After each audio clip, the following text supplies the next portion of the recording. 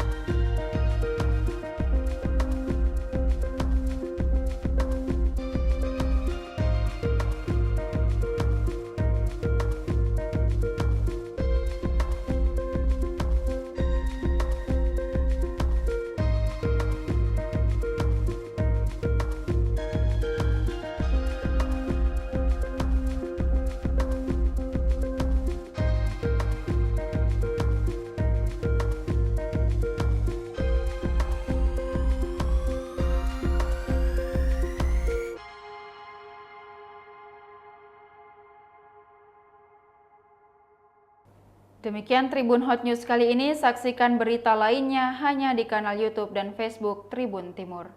Terima kasih sudah nonton, jangan lupa like, subscribe, dan share ya!